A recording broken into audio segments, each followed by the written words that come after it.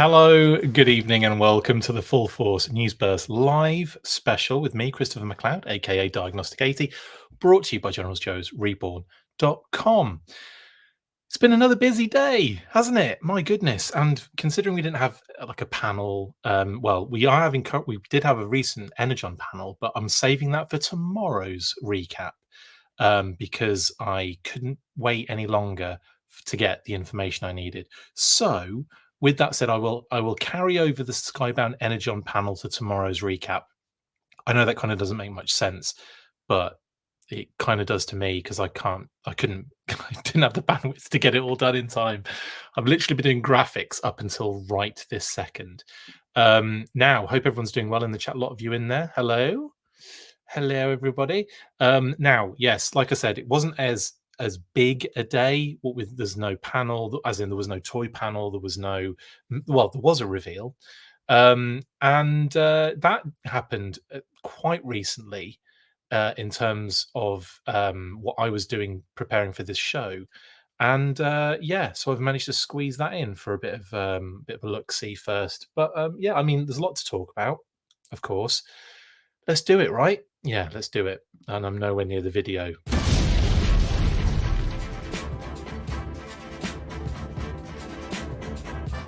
Yes, like I said, lots to discuss today. We've got some amazing news about the Haslab, obviously. We'll get to that shortly. I'm not going to say it just yet. I backed it immediately, Philly.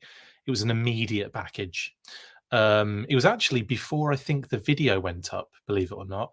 There were a few people I think really monitoring Hasbro Pulse, like almost like refreshing every moment. And as soon as it went live on Hasbro Pulse, a few people messaged me, or one person messaged me, and then I jumped on it. And then as I was literally in the process of doing it, I had about 3 or 4 people message at the same time saying, "It's up now, it's up now." And then I kind of looked around and I didn't see anything happening anywhere. And then like about a minute and a half or 2 minutes passed, and then the video appeared. And I was like, wow. So yeah, I feel like I was I was on it early. I was like the third backer. I don't know how many backers I was in. It'd be great if they told you what backer number you were, wouldn't it? As in not just the number or order number, but the actual backer number. Yeah, Mark says there didn't seem to be too much new news coming out of the Skybound panel. Name reveal of new character, maybe biggest element, as well as cover reveals. Yeah, well, we'll look at all of that tomorrow. We'll add it to tomorrow's recap, and we'll see how it goes. So let's get into today's recap. And of course, kicking off is something that happened quite recently, and that is Cup got revealed. Yes, TFW 2005 picked up on this one. Toy Arc with the images as well. Massive shout out to Toy Arc, TFW 2005, HISSTANK. Thank you, because most of the images are going to be yours. Yes, there's Cup, the Triple T transformed. Looks pretty cool, actually, if I don't say so myself. I am very excited to see him in vehicle form, which I'm sure will happen. There are probably images of it already, but I only saw the images that TFW had at this moment in time, which were of the transformed character Cup. So there's Sergeant Cup looking pretty dapper in the green, white, and if you count his abs and thighs, he's got that kind of very light teal color, kind of like very light bluey teal color going on. So there are some aspects of Cup in there in terms of color anyway. Anyway, I like, pretty cool, very nice little kind of Triple T Cup. A couple of nice close-ups of him as well. As you can see, the front of the Triple T works absolutely perfectly with that shape of Cups. Ryan says that's a decent transformer, but Cup, that ain't Cup. Yeah, well, none of them are their actual recognizable selves, are they? I think Cup's probably the closest to what we've had so far. Maybe Megatron. Megatron was pretty close with the HISSTANK. But Bumblebee was nowhere near what he looks like as a transformer in what's the word? In the Ore Striker. Like he had looked nothing like him as a transformer. And then of course Soundwave and the Thunder Machine, that was a bit closer. That was a bit closer for sure. But this Cup, I think, is actually one of the ones, looks pretty good. Anyway, cheers. As well as cup, we've got a couple of shots of there's the leatherneck sticking out the side there.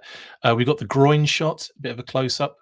I are those numbers going to stay on there? I'm not sure if they're numbers specifically for the triple T or if they're numbers when they do. You know how they have like certain like cut like stamps on there for certain things for like test shots and pre-production figures and stuff like that. I'm not sure. Is that going to stay on there? I don't know. I haven't even really paid any attention to that. But the legs are pretty cool. I'm hoping it is it's a sturdy transformer mode because some of the like Bumblebee was a bit loose, 100% loose actually. Megatron was okay, but there were certain points where I was a bit concerned about the looseness of the hips. Excuse me. And so I'm hoping this one's a little bit sturdier in the thighs. I haven't actually got the Thunder Machine, so you'll have to tell me about you'll have to tell me more about that if you have it in hand. And then we have the back kibble. So on his arms, he's got some of the treads, which I think is quite funny. And I was concentrating on Cup's crotch, Jamie Lynn. I was cupping it, if you will. Bumblebee was loose, Kitty said. Sorry, Scott, I should have said that. Yeah, indeed. And then, of course, the back of the Triple T, that famous, I don't know, I'm getting such tactile memories from popping that thing off the back to access like the engine or whatever. Yeah, that is obviously on his back there. Lovely stuff. Not too bad in terms of kibble. Just those like very protrudy. Who's Trudy? Who's protrudy? Yes, Derek. We'll get to the HasLab in a moment. We will do that in a second. But we've got to get round the back of Cup first. There's the rest of the treads on his legs. Standard fare. Looks quite chonky. I quite like that look. A chonky old dude. And there you can see the Sarge and Leatherneck in the background there. And there you can see the Sarge and Leatherneck for reals on card. First time Sarge has come on a card, right? Kitty said, or as in the vintage O-ring figure, because it was a Triple T originally, obviously in the box. So I don't think we have this Sarge on card. Of course, we have I think they've taken the artwork from the SDCC 4-inch version. That's what it looks like to me. That's hilarious, David. 2 Joes, 1 Cup. I have made that joke a few times during when the listings came out, but it's worth saying again. So thank you, David R, for that one. Oh, and yeah, some people had mail away Sarges. That's correct, Chris. But was it the USA one, or was it this Triple T one? Because I don't remember this. Was this one done as a mail away? I know some of the drivers were done as mail aways, but I know that the only mail away Sarge I could think of was the USA one, the first version.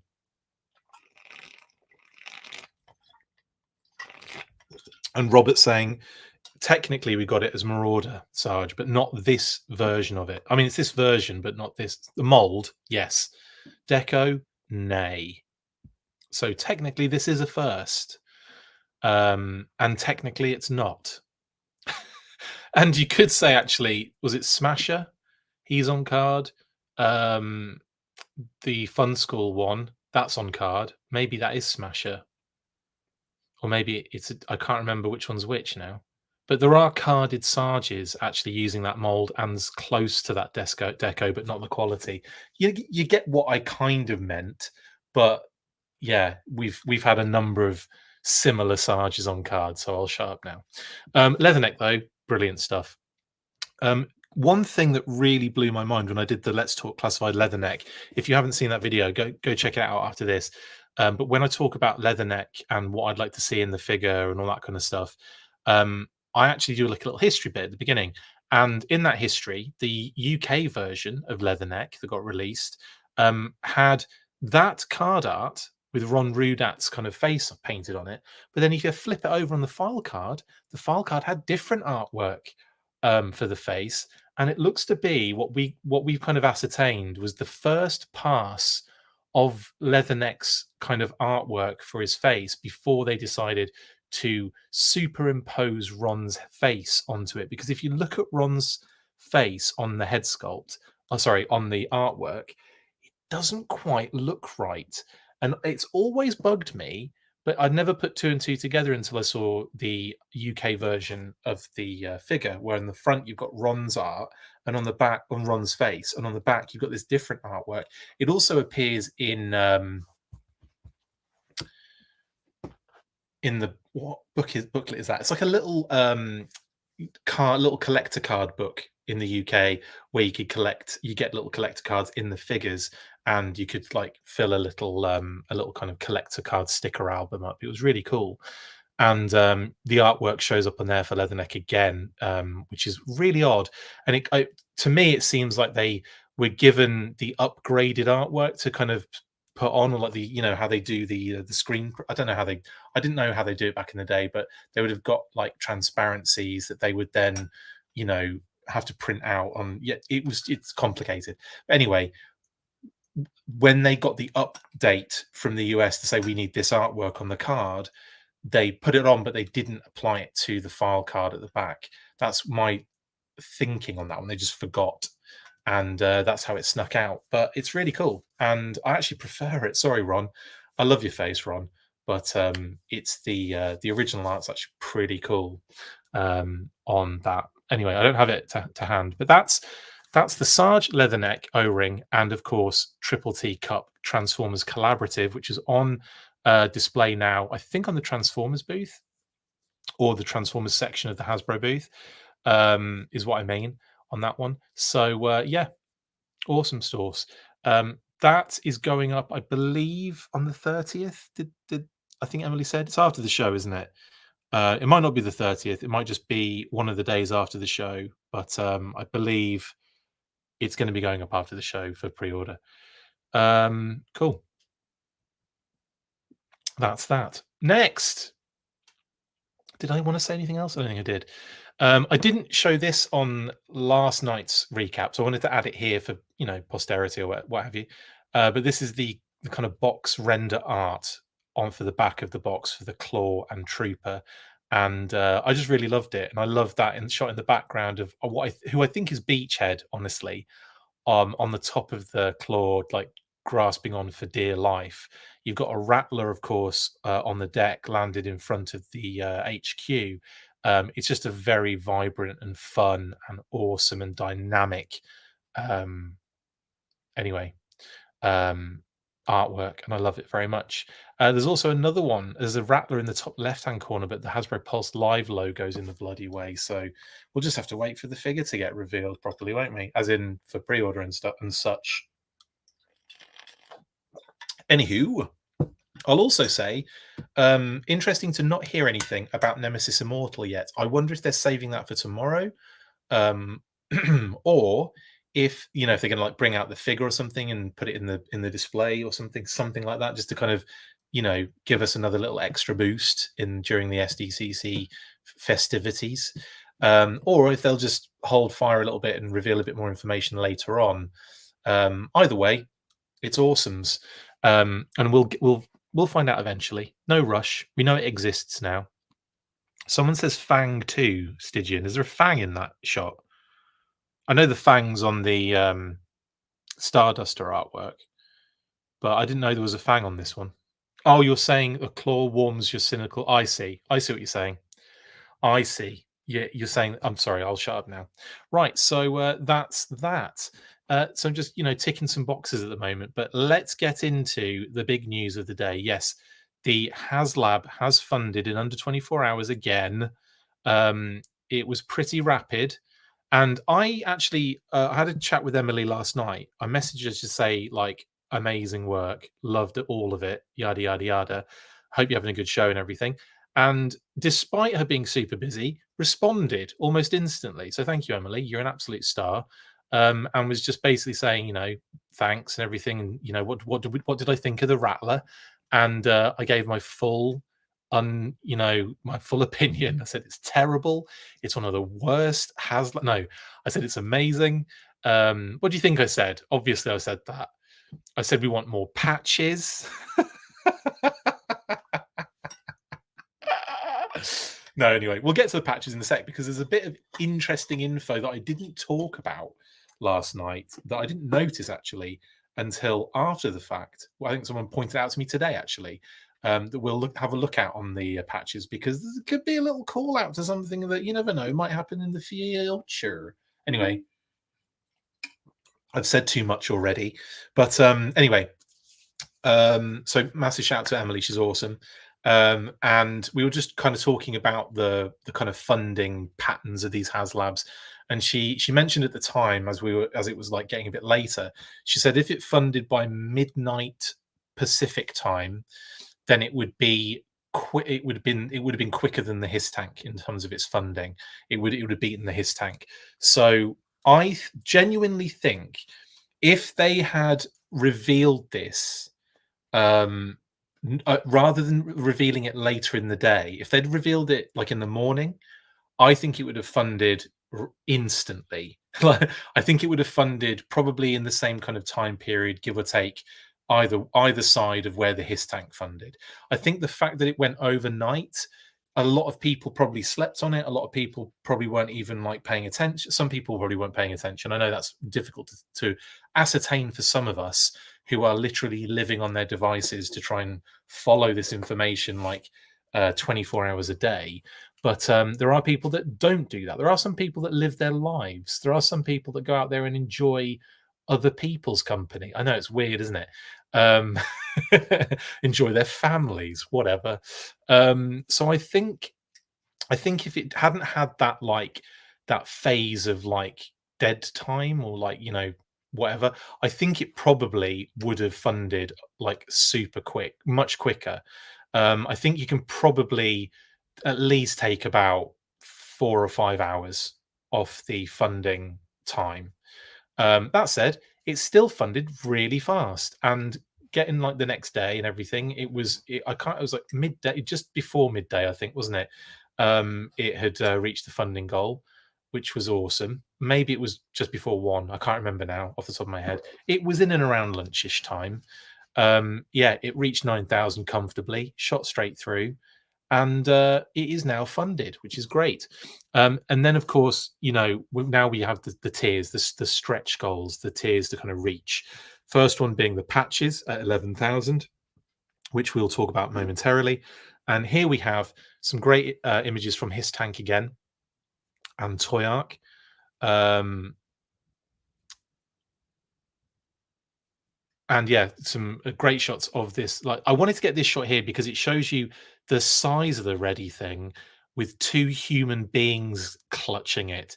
I mean, that guy at the top of the image, like grasping the tail, basically, he looks like he might be the smallest human in the world, or that Rattler is friggin' gigantic. And I know there's a bit of perspective going on here to play. The guy in the foreground is obviously closer, so he looks huge, but he's still a little bit dwarfed by that thing. And that makes me absolutely wows. I mean, that's crazy. That's crazy. Rex, we spoke about this last night about the patches and the figures.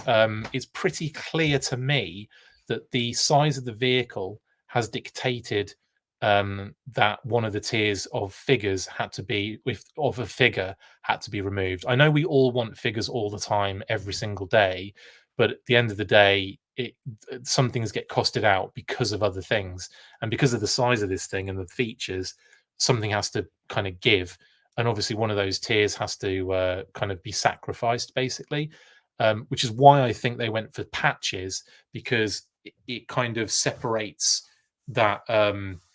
It makes people really rush to the second tier, if you know what I mean. But it's not a problem, dude. Like, totally cool. Like, I'm just reiterating that that point from yesterday's recap. I know not everyone can see every single second of every single live that I put on, considering I'm on 24 hours a day. I know, and that's, I don't expect you to, but just to kind of like make that point a clear one. The size and the features have definitely mitigated the amount of tiers for figures. So yeah, I understand it. To me, it's like it's whatever, because the tiers are extra always. Yes, would I want another figure? 100%. Did I want another like ground crew or something like that? Yes, like all day long. Do I understand why they can't do it? Absolutely. So it's kind of like, easy come, easy go.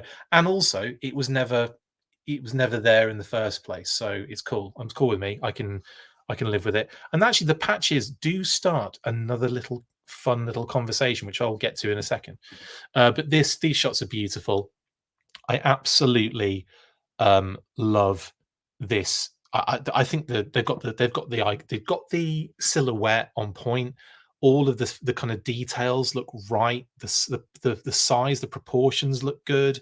The wings to like the body ratio, the tails, the tail fin, sorry, the cockpit, the gunner section. Everything looks great. Everything looks like perfect. Honestly, like it just does. It looks like they've tried every single thing to make this as perfect as possible.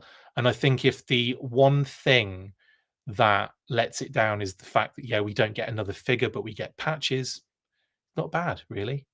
Um, and yeah, I think there's a lot of there's expectations have been built. That's 100% true.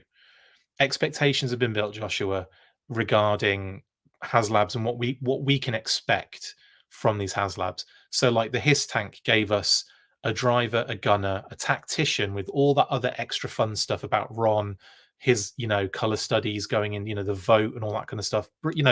Tons of interactivity, tons of marketing went into that Hiss tank HasLab, and it was executed to perfection.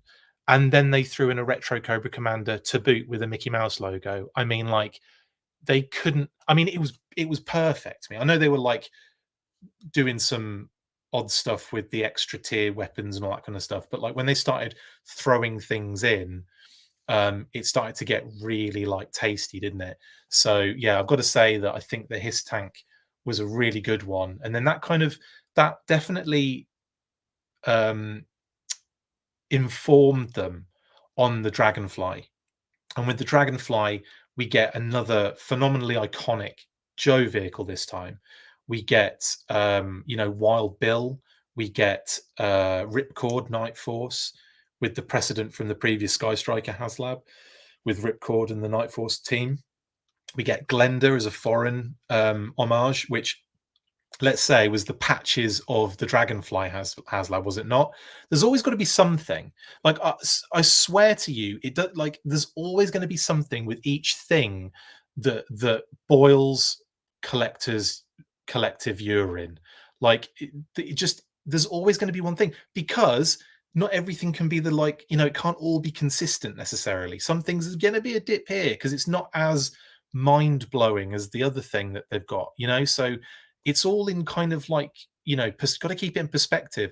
When you think about this as an entire package, it's plenty. Do you know what I mean? It's like there's loads of cool stuff in with this one, and just the Rattler alone is phenomenal. But yeah, the Glenda was one of those weird ones where I think everyone just kicked off because it wasn't a figure that was widely known or popular, because it was, people were saying it's just a Scarlet ripoff and all that kind of stuff, ignoring the fact that G.I. Joe did get out of the United States and go to multiple countries and give people in those countries different cannons, like different uh, uh, you know storylines, characters, all that kind of stuff. They gave them different ways of enjoying those characters. People grew up with Glenda as their, as that figure in Brazil. People in the UK grew up with Quarrel, myself included, that kind of thing. So it was like it's beyond the US. It's like a global thing, unfortunately, for a lot of people that don't want it to be. It is, and I wouldn't be doing it. I'm doing this bloody show, and I'm from the UK, so it's one of those things where, like, I think there was a lot of weird. There was a lot of weird talk around the Glenda figure, which honestly, genuinely upset me. I'm not crying, but it was like, oh come on, it's an awesome way to get a figure. It also predicted the fact we were getting retro Scarlet. I know, I just thought it was brilliant. So there's always going to be something. I mean, Glenda was the patches of the Dragonfly, let's just say. The HISSTANK, what was the HISSTANK one? Was probably one of the tiers where it was like um, the tread covers and something before they sort of changed that up a little bit. But yeah, yeah, because that was right, wasn't it? Some of the tiers for the HISSTANK were like weapons attachments and stuff like that. And now, obviously, that informed them of going, okay, well, in the base offering, we give them all of the attachments, the blast effects, the weapon systems, all of that is in the base offering and a figure. And that base offering is, for me, is worth everything, and then everything else is a bonus. But it's a bonus we all expect, and it's a bonus we all have kind of been conditioned now to want, and we want more. We're always going to want more, and we're always going to want figures. It's just how it is. You just have to sometimes go, it's cool. It's fine. It's not the be all and end all, and it's certainly not ruining what is effectively an incredible campaign. Here's another great shot of the Rattler under someone's arm, which is pretty cool. So it's not that big. If it can fit under someone's arm, I'm just kidding. And these images do not give it the gravitas of that in-person kind of thing, as I've been told many times. He says, not actually having seen it in hand at all.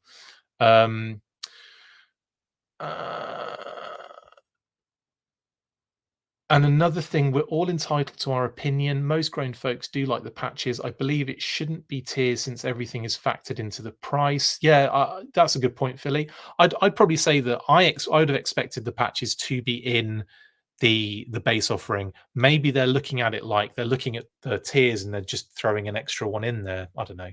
At the end of the day, we're not paying more money to get them. We're just paying the same amount of money as an individual to get everything if everyone else wants it as well. Do you know what I mean? So it's not one of those things where you're having to keep throwing money in to make it get there, unless of course you've only booked for one and then you went, well, I kind of want this to fund, so I'm going to go for 3 or 4 or 5. That's slightly different, of course. That's your own choice, honestly. But yeah, I would probably have just made it less tiers and just had the patches as an extra. I'd have just had the patches show up and be like, hey, because you ordered a Rattler, you get free patch set, like as an extra bonus, not a tier, but an extra bonus. I do think like as a tier, it's a bit weird, but at the end of the day, it doesn't matter. It's just what it's done for me is it's extended the distance between the base offering and the actual figure tier, which is a lot further away, of course. But we need that Baroness, guys. So can we all just book in for 5? Yeah, pledge for 5. I'm just kidding. But in any case, I'm not basically disparaging anyone who does not like the fact that the patches are a tier, and I do not disparage anyone that thinks the tiers are a waste of time, whatever. Totally up to you. You feel the way you feel, 100%. I think it's weird. I think it's odd. I don't think it's a weird decision, but at the end of the day, it's there, it's done, and we've still got an amazing Haslab. Do you know what I mean? Extra parachute would have been a great tier. Actually, do you know what? It would have been Stygian if they'd have put the extra parachute in that could have been utilized, make it generic, and then Ripcord could actually have it. Anyway, I agree, Jamie. I think the patches should have been a bonus for funding, definitely. But anyway, let's get on with these beautiful. There's the wings in kind of mid tilt, which is quite cool as well. It's nice that we've got some like really cool weapon systems on there. Jeffrey says, I don't get the nukes. Theoretically doesn't work. Slow can't fly that high. Yeah, but the Rattler can, because the Rattler isn't real. The A10 is real, but the Rattler isn't. So in Sunbow terms and in the classified universe, this bugger can tickle the stratosphere.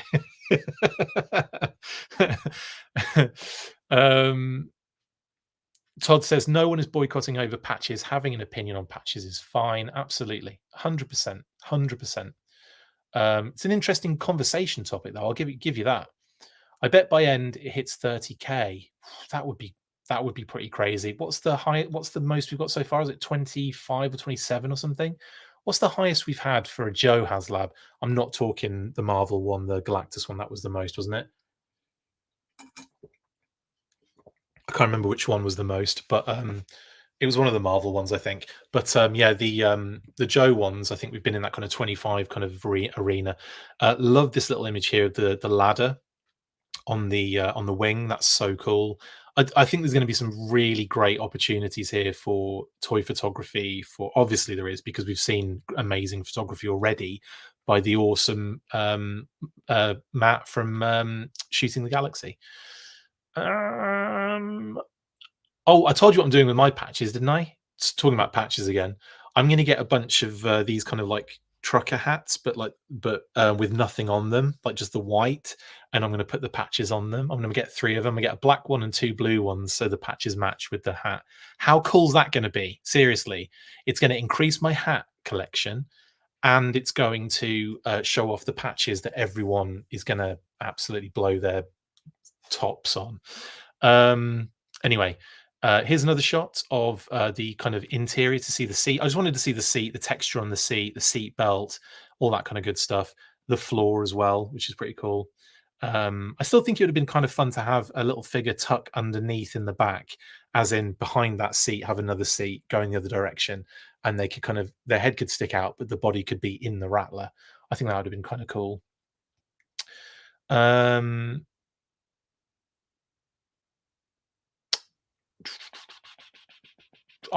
thinking 38,000 backers when all's said and done. That's massive.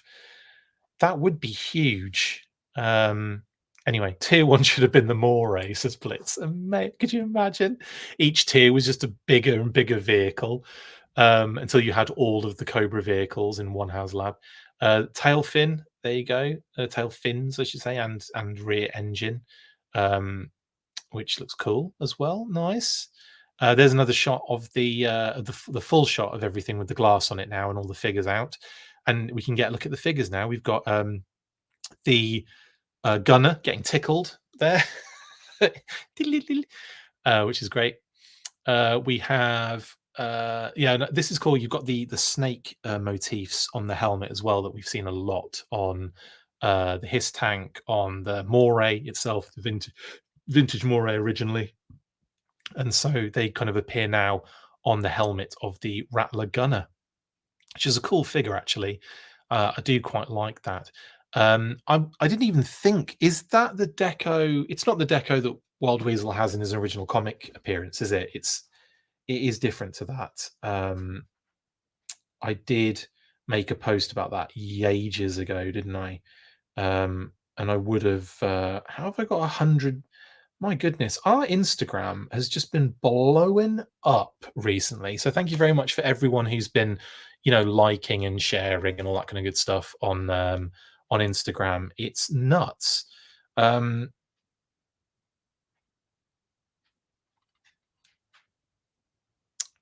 me just, sorry, I'm just looking for that particular image of the first comic appearance of old, what's his name? Wild Weasel. Not old what's his name. Old what's his name's Ghost Rider. How long ago did I post that? Do you know what? It's not far off, because it's obviously, there's a lot of blue in the Wild Weasel, and then it's like, so it's blue. Well, it would be blue secondary instead of black, and he would be kind of like red underneath to a degree. So yeah, I think it's not, but it's sort of. It's like a kind of sort of maybe almost homage to his first appearance in the comic. It's not really, but yeah, it was yeah, black chaps and vest over a red jacket. Yeah, although in the comic it's like blue, isn't it? Because it's yeah, it's the way they did black in the comics, I guess. Yeah, anyway, next, Wild Weasel, the absolute weaselist, is looking great. I have to admit, this is a phenomenal looking figure. I think him and Wild Bill and his driver turn out great. They're like, we've got 3 top tier Haslab drivers so far, and yeah, this Weasel is great. absolutely phenomenal. Yeah, and I love the unmasked head as well. But I'm sorry, the figure that just is the outstanding, like, number one figure in this HasLab is the Baroness. She is phenomenal, and I've got a couple of images that we didn't see last night from the press, the one that the Hasbro send out the materials and everything. So I've kind of been chipping away at some of those images that what we didn't look at yesterday, and I've put them in here as well to have a look at. So we get to see her with the different hairstyle, which is really cool. But she looks great there, doesn't she? I mean, I love the blue. It's a wicked pilot costume. Obviously, she's got the secondary, which has been utilized already for Glenda, I believe. But it's really awesome in that deco, and of course, she looks phenomenal. Look at that! What an amazing figure. Yeah, just great. And she's got her patch on, guys. So if the Baroness can rock her patch, then you got to shut up really about patches, haven't you? Oh my goodness. It's so funny. There's always something in the fandom that is the hot, like, would it like a hot negative ticket? It's like the hot, like, scandal. Not scandal, it's the wrong word. What word am I thinking of here, guys? It's just always something in the fandom that is like the worst. And it's funny to me that patches is the is the new one. It's starting to become the Hasbro Pulse update, hasn't it? Like that's become the controversy. I like that one, Bad Wolf Media. The controversy of the moment is patches. And I feel like the Hasbro Pulse update, the app and the website kind of at the moment, a bit clunky. It's not perfect. The few bugs to be worked out, or as there always is with these sort of things. So maybe give it some time before that one fixes itself. But yeah, I know a lot of people have been telling me they've been having trouble with the app and with just with in general with Pulse. So yeah, I mean, like I said, hopefully that gets fixed at some point. Mike says they should name one of the future classified pets patches. That'd be amazing. I want a Glenda quit crying patch. Amazing. Anyway. Real question: what's Operation Wild Blue Monkey? I have no idea. I don't even know what that's from. I may have missed something in either the conversations or the information or what have you. I've not read every single bit of copy yet on everything. I'm going to buy a new blue bomber jacket for the winter to mount patches on, says Chris. That'd be cool.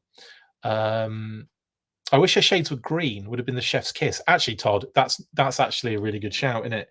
I didn't even think about that, but that is a good point. Maybe they're separating a technically blue Baroness with a pilot Baroness. Maybe we will be getting that in the future. Maybe we'll get some sort of blue Baroness with green shades in the future, because you've got to kind of like keep some options open for main characters, haven't you? Like the Baroness is one of those, like, she's top tier, so she's going to have to kind of come out again at some point. And you've got things like, the unproduced, like 94, 95 Battle Corps Rangers Baroness. You've got the, let me think. Yeah, you've got the blue, kind of the classic blue Baroness with the green shades. I think there's going to be kind of situations there where you want to keep some options open. It's on the Hasbro Pulse page from Destro's journal. Mentions Mindbender. Well, that could be the fact that we're getting a retro Mindbender, which they've said in the name only reveals. I need to read that. I've not read any of the copy on that. I will check it out, Detective Dirty, but thank you.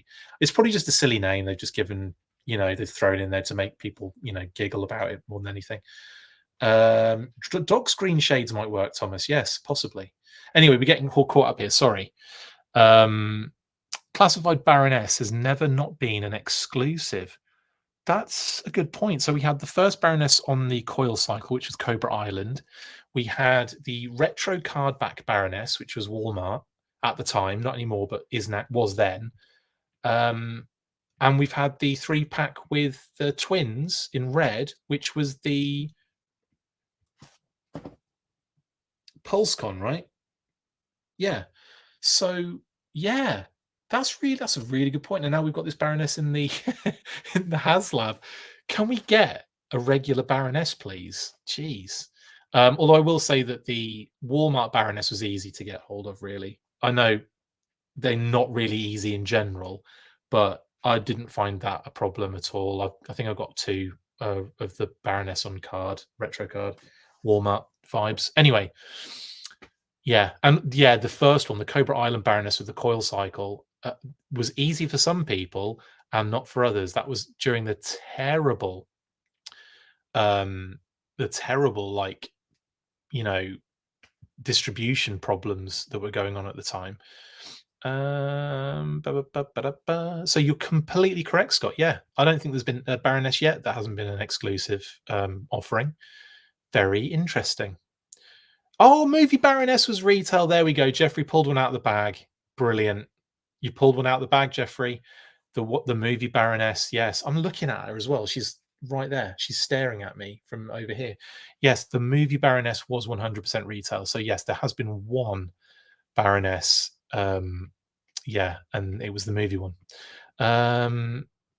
Okay, cool. No, it's a really good observation, actually, Scott. Up until we found out that the movie one was regular retail. Okay, next. Engine open. Looking at all of the stuff inside the engine. Cool.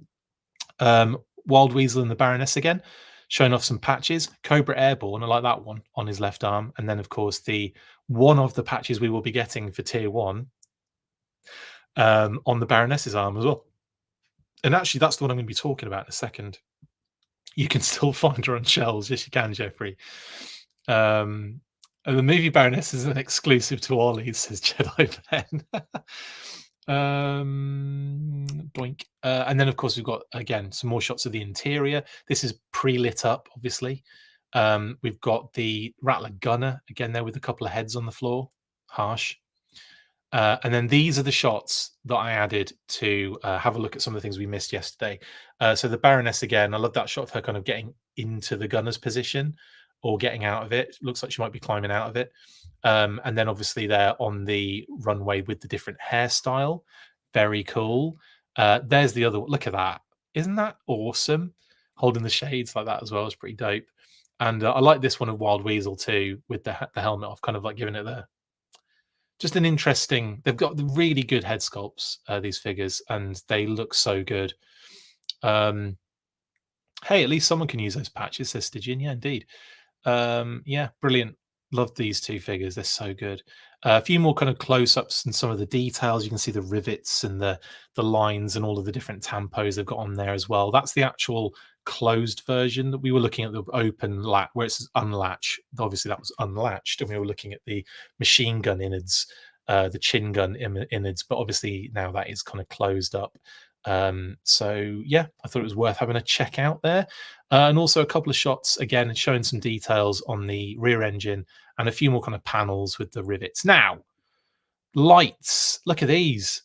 So you get kind of like the white, I'm guessing, but it kind of does come across blue, doesn't it? Kind of like a trick of the eye, I guess. But you got the white lights and you got the red lights.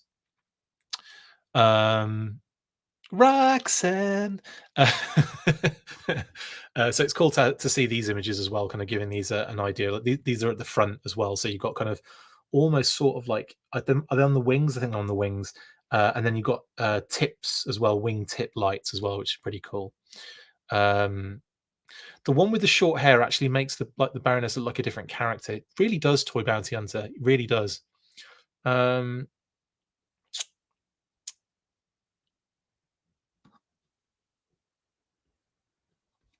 then we've got patches. Sorry, I was just giving a big wind up for this, but yes, here are the patches. Here's what everyone's been talking about in the last couple of days. Semper Fidelis Serpens. That's quite a nice one. And that show, does that show? I can't remember who that shows up on. Probably the gunner. Maybe it's even Wild Weasel. I can't even think. Cobra Airborne, 84th Squadron, the Fly Swatters. And of course, so very cool patches. I like them. But again, yeah, I'm sure people would have preferred a figure in this tier position, or if we'd just got them for free, or just got them as a base offering, that would have been nice too. Um, Suddenly, everyone shook their fists in the air. Amazing. And then this one. This is what I wanted to talk about: the Fearsome Fangs CFC 20 or Z06 tank smashers. Um, I love the fact there's like this spider ripping off what looks to be, to me, a mauler turret. So I like I like the fact that we've got maybe a little nod, or maybe even a little kind of wink wink to a mauler in the future. Just saying, because we have been talking about obviously next year's HASLAB already, because we are the worst, aren't we?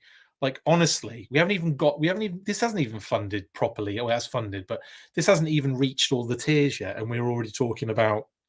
Well, I'm already talking about. Oh, what could be next year? And so I'm thinking, little bit of mauler action is a possibility. Just to kind of, because there is that little bit of like connective tissue between them, a bit of narrative play between them a lot of the time. We have the dragonfly and the HISSTANK were kind of connected in a narrative that was being kind of weaved as we kind of led up to the reveal of the dragonfly. Kind of like how they kind of led up to the HISSTANK, but slightly differently. So anyway, so yeah, the fact that this has got a kind of a spider tearing off. Did I say a snake before? I may have said a snake. I feel like I said snake and I meant spider. I'm gonna have to go back and watch that later. Um, but yeah, it's cool that it's a spider ripping off the turret.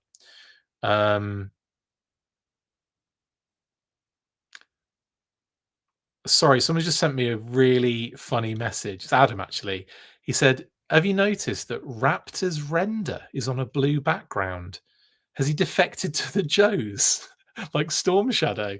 That's a really good point, Adam. Actually, the render for Raptor is on a blue background. I think that's just a mistake. That's got to be a mistake, hasn't it? I didn't even notice. Didn't even dawn on me. But no, I'm pretty sure he's not a Joe. He's got Cobra all over the thing. We'll talk about it in a second anyway. But I just thought that was quite a funny little message that he just sent me. Um, yes, that is quite hilarious, actually. I can't believe I even forgot that or didn't realise. But yeah, I love the fact that a mauler might be hinted at here and possibly for next year. If it is a mauler next year, sign me up for that Lost Weekend, because that would be phenomenal. Heavy metal, more patches, says Flaffle, trading cards and one figure. I love that as a tier group. That's brilliant. No, I wouldn't do any figures. I would just do the mauler as a patch. Just one giant patch is what I would do. Anyway, Mauler for next year confirmed. Just kidding. Then we get, this is funny, right? Great shout out to HISSTANK again and the Toy Arc for these beautiful pictures. This, to me, if you guys go cast your minds back to, I can't remember what year it was, 2012 maybe. The concept case. Do you remember the concept case for the 4-inch figures that came out? It was like a really big deal at the time, and it basically Hasbro put a load of friggin' like unreleased concepts, like kit bashed, modeled up, some kind of like half produced but didn't make it sort of thing, just like all in a concept case. And we had like cool Steel Brigade Delta figures and Nomad and like zombies left, right, and center, and an Arashikage Tales of the Arashikage set that would have had these cool masters with like a, like a skull for a head and one of those like big kind of like flat hat things, or kind of like not domes, kind of like a cone, like a flat cone hat. The concept case, it was insane, and it had all sorts of stuff in it, like new figures that we had as figures, but they were better builds, better like kind of re-releases or reissues that would have had better like kind of like construction, like hit and run. Flint was in there. There was like a heavy duty, not heavy duty. There was like a heavy gunner Iron Grenadier. All sorts of cool stuff like that. It was wicked.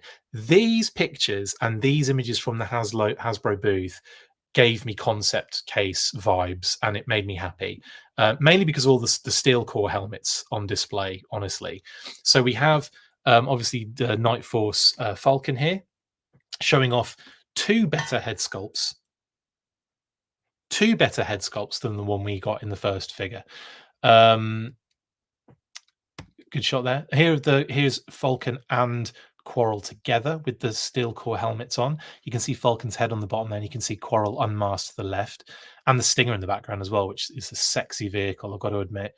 And then we've got close up of the Falcon with that head sculpt on, and I've got to say, it's what probably the biggest glow up in the GI Joe fandom is this one. We've gone a while struggling with some of the Falcon heads. I mean, we got a good couple of modern 4-inch ones, but the 25th one was diabolical. And then the first classified one was the patches of the classified line, was it not? And so I think this is a massive upgrade of the highest order. He looks brilliant. He looks gorgeous. I would. And then we've got Quarrel again. Awesome. I can't believe we've got a Quarrel. I can't believe we've got a Quarrel now. I know we're this is the 4th year. 20, 21, 22, 23. No. 2020 was year 1. 2021, 22, 23, 24. This is technically the 5th year. We're inside the 5th year of classified, right? Technically, inside the 5th year. That's mind-blowing to me. And I was kind of thinking, oh, we've got a Quarrel now. It's so early in the line. The line's been going for 4 and a bit years. Well, yeah, no, hang on. 4 years and a bit. Yeah, 4 and a bit years. It's going to be 5 years in February, right? Or March, February or March next year. It's going to be 5-year anniversary of the classified series. They're going to have to do something. They're going to have to do something really cool. What can they do that's going to top all of the stuff they've done so far? Honestly, there's amount of stuff they've done in that time. Maybe it'll be a reissue for every figure that's already come out. Just patches for every figure, right? Just different figure patches is what I want for the 5th anniversary. We call it the patches anniversary. Amazing.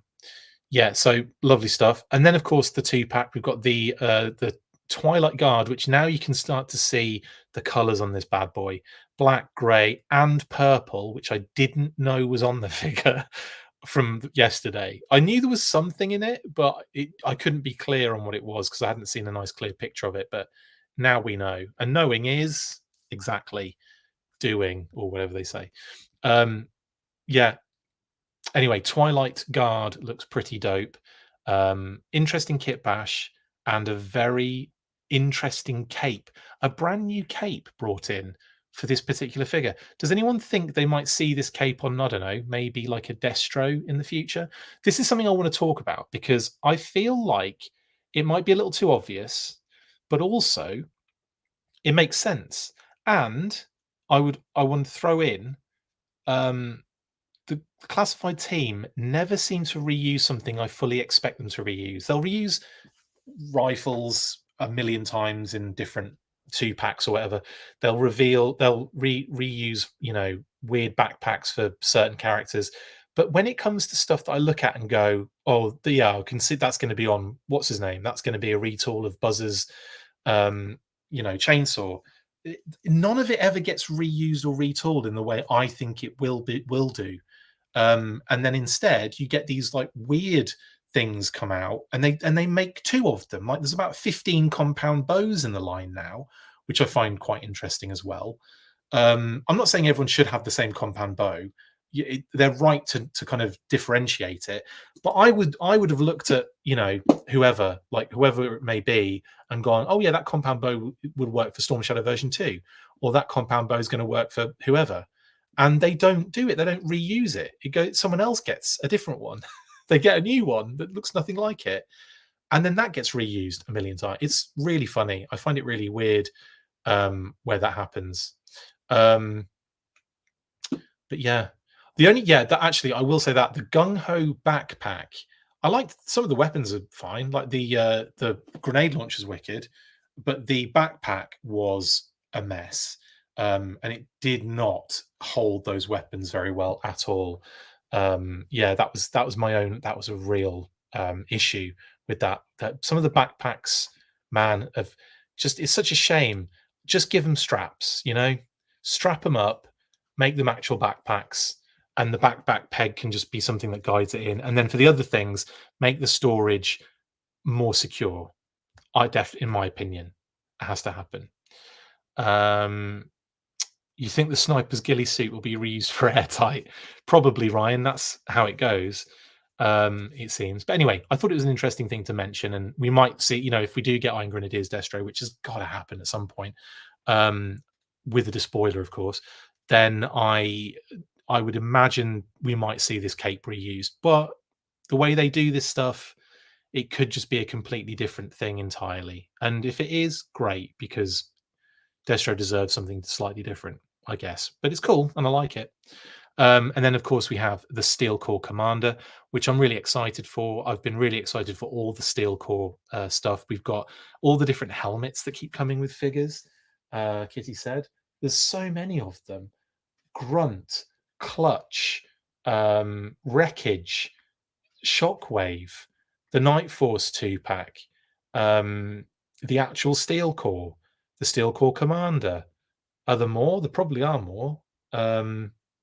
Armor. Anyway,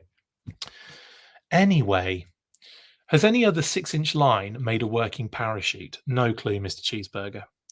They did mention in the, I'll get to that in a second, but they did mention in the panel a little bit, or not in the panel, maybe in the panel, but it was definitely in the video, the kind of glossier video version of the panel.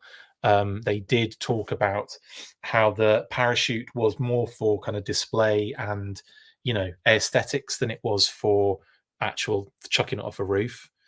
Anyway, I'll do icons another time, Scott, because at the moment, actually, can you just send them to me? Actually, send me all the icons, please.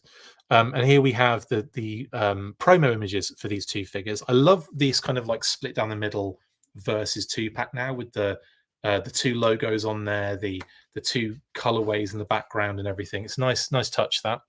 And then the render art is very cool in the background. Anything stick out to anybody? I haven't really seen anything. It's just like a setting, isn't it? I can't see anything that might not give away anything, but like Easter egg or homage something. Who's Chucky off the roof? Brilliant, says Chucky Tinderbin. Of course you would say that. Chucky Toff the Roof is what his name would be. Chucky Toftaruth. Chucky Toftaruth is it's another genius name, isn't it? Brilliant. Yes, Steel Core Commander, love it. Brilliant. And the Twilight Guard. I did like it when I forget the guy's name on the blooming panel. My bad. Alex? On the panel said Shadow Guard out loud, and Lenny corrected him. He went, Twilight Guard. Oh, sorry, Twilight Guard. I was like, it's funny that what happened to the Shadow Guards, and why have they been like completely ruined and destroyed by Lenny there? Amazing. Is that gun with the ammo belt for rock and roll? Could be. It's from rock and roll, probably. I don't know who it's for. It's probably for the Steel Core. Yeah, it's for the Steel Core Commander. Sorry, yeah, he's got the machine gun. So that is rock and rolls, isn't it? Because that's his machine gun, I think. Chris, could the 60th pilot be reused as Ace? Well, Michael, no. I mean, yes and no, right? But most of it's airborne. So would airborne be a good Ace? I don't know. Probably not. Ace has got a quite distinctive look, hasn't he? The helmet, you could say, he could use. But even then, if you're going to do like a retro style Ace, they might throw a couple of different helmet options in if they ever did Ace, right? For like a Sky Striker Haslab, or if they just did him anyway. So I would say that they'd probably give him two helmets, Kitty said. They'd give him the one that, is being reutilized, that's been reused a lot already. And they would give him that kind of space shuttle deep sea diver helmet sort of thing that makes no sense, the fishbowl. Because yeah, I mean, if you look at Ace, there's such a weird design there, almost like a blooming Marshmallow Man sort of vibe, Michelin Man, for those of you who know the tire company, um, or Battle Core Ace. Battle Core Ace would actually make sense for like using like a Wild Weasel body or Airborne. Actually, you could probably get away with Airborne's body for that. Yeah. Okay, I'll let you have that one, Michael. You can have that. Scott says version 1 Ace was not a good pilot look. Hot take. Well, yeah, it wasn't, was it? It was mental, basically. Anyway, and then of course we've got the on the white background shots here as well. That Steel Core commander is shooting the Twilight Guard, which is hilarious. Yeah. And then we've got the promo shots. Here we have the Steel Core commander broken down into him like shooting, basically lots of. I like how he's got the gun, the ammo belt over his shoulder. That's quite a cool look. There's something very, I will say that the blast effect and the blue bipod and the black machine gun is making that look more toy than it actually is. Do you know what I mean? Like it's taken away some of the realism of that blast effect with the blue bipod next to it. I don't know why that's happened. Maybe it's just the color choice and that color option together looks a little bit cartoony, or it looks a little, do you know what I mean? It just looks a little bit kind of like, yeah, like fake. It doesn't look like the blast effect is, it's not doing its job. The one on the right, though, seems to be doing a better job of being a blast effect, if you get what I'm saying. But anyway, still really cool shots of the Steel Core commander here. He's just shooting everything. He's shooting all over the place, round corners, taking out some Twilight Guards there. Look as well. In fact, I didn't look at that image close enough. Is it 2 Twilight Guards? I think it probably is. But like I said, I did not look at that image close enough. I haven't looked at any of these images properly. I've really just not done my job at all. No, they're both Twilight Guards. So that's cool. Yeah, lovely stuff. And then, of course, we have, again, he loves shooting around corners. He's finally run out of ammo in that one on the left, obviously.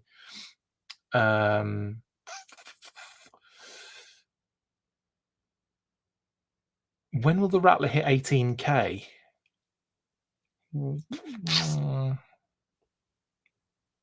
I don't think it's too far off that. Probably towards the end of the campaign, though. And then it'll skyrocket again. There'll be like the last couple of days will be mental, won't it? That's going to be fun going through that again. I love the Haslabs when they're successful. I really enjoy sitting there watching the numbers kind of get there for the final tier, and then just see where it lands, sort of thing. No pun intended. Literally no. Until I said lands, I was like, oh, that was a pun. More shots of these two, absolute beauties. I do like the fact they've gone with different deco on these figures as well, and the fact that one of his shoulder guards has like even more deco and something on it as well is pretty cool too. I love that one, yeah, where he's crouching down on the roof. Beautiful shot, absolutely beautiful. I cannot get any of my figures into these poses, by the way. Like, I don't know how. I don't know how Matt does it. It's so good. He's so good at posing figures, and I am just like, they all stand up doing the same thing, every single one of them, just in slightly different directions. Bad Wolf Media says, I think Haslab will see a spike early next week when people get home from San Diego once they've assessed their financial damage from the show. Possibly. That's a good shout, yeah. And here is another shot showing off that kind of like orangey red shoulder guard as well. Yeah, and yeah, it looks pretty. I don't know. I think it looks really cool. I think I do like the shadow guard. I think it's pretty dope. Now we're getting into something, aren't we? Blooming Raptor. I almost said falcon there. That's hilarious because they're birds. Same thing. Yes. So falcon, Raptor. Let's stay on target, McLeod. Unreal. And the more images I see of this, the more I'm sold on him. The more I love him. I think this is next level. I think this is a classified upgrade to a character that we haven't seen for I was going to do the Darth Vader. It's a presence I haven't felt for, and then just leaves. Presence I haven't felt since. Are you going to finish that, Darth, or are you just going to leave it hanging? And we're all just going to be standing here like, is he going to finish that? Anyway, any intel on Once a Man, Cobra Commander future supply on Pulse? Yes. After the show, it goes up on Pulse in limited quantities. That's all the intel we have. And that's everything that they've said. Whatever they have left goes up on Pulse after the show. And then if you're lucky enough as a premium member, you might get one. But it's going to be tight, I think. And it's if you're on the app, it's going to be difficult. If you're on the laptop, maybe as well, might be difficult. If you're on a browser on your phone, might be better option. Just saying. But yeah, it's going to be a tough one if that's what you're banking on. Is all I'll say.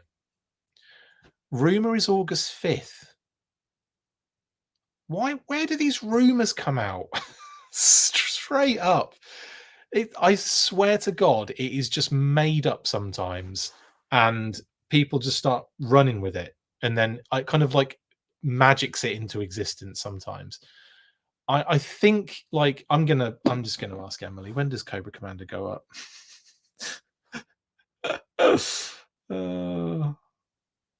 Let's see if she responds. I'll hey there, hope the show's going well, sort of thing first, obviously. Do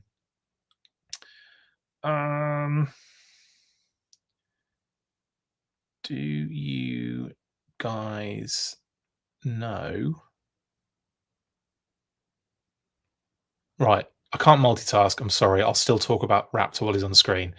I think he looks amazing, and I think that I think this is just one of those almost perfect updates to in a classified sense, to the character, with the option of doing some sort of retro in the future that covers, the cloth cape, the cloth wings, sorry, maybe like, that's pretty much it, isn't it? Maybe throw in like a briefcase and a file just to kind of really push that home.